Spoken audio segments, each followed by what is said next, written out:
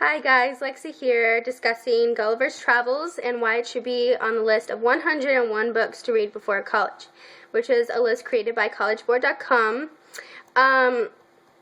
For many, college is a place to explore great literature, and some of the most important writing that has shaped the way society thinks and functions today is throughout the idea of books and reading.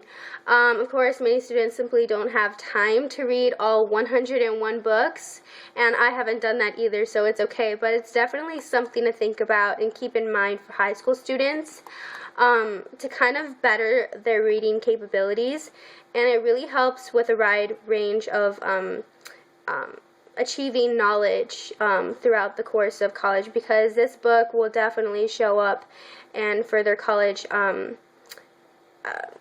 discussions. And so basically, like, books on philosophy and religion kind of help us understand a role that it has in our society, as well as philosophy and mythology that has been played in our world cultures from our past, and it's definitely something good to learn from our past to help with our generation in our modern world, and that really helps shape for our futures.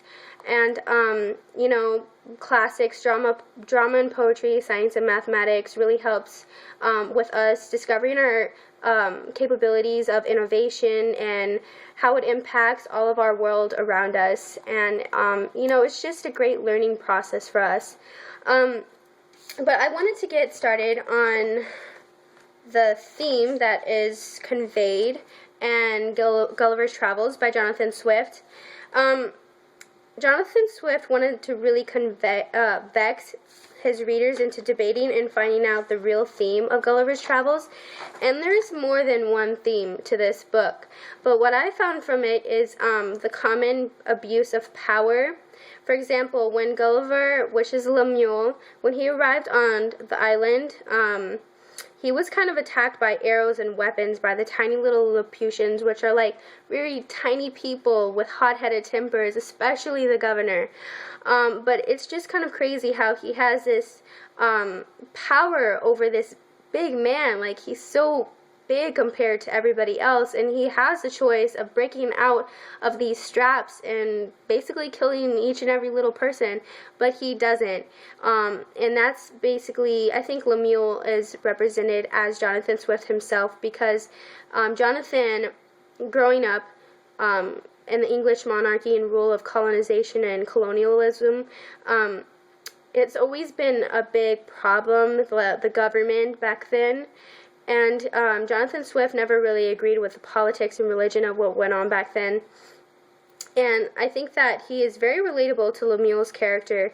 And the oddities found throughout this book and the fantasy of these different societies that he journeys through, especially Lilliput, it just kind of conveys what is the meaning of to be, like, real human nature. Like, what is it to be a human?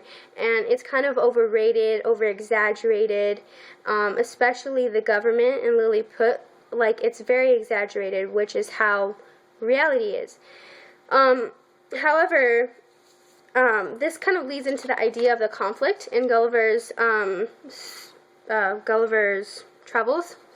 When he is shipwrecked, he wakes up on these foreign lands, especially, like, he deals with these strange creatures, and he has to kind of, like, tell them about how his life was in England, and he tells his story to all these characters, but then he's starting to realize himself, my life back in England wasn't all that great. Like, he has these internal conflicts and issues with the English government, and that's loosely based off of the historical context of Jonathan Swift's early life.